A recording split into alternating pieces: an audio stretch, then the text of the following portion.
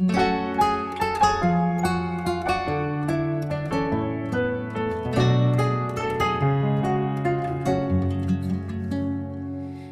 já ouvi muitas canções de amor pra ti, Senhor, e eu também já escrevi meu amor por ti, mas nunca ouvi nada igual ao som da tua dor.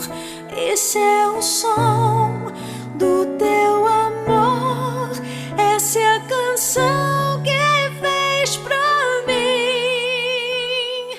Foi som de amor, o som dos cravos em tuas mãos, som de compaixão. Ainda posso ouvir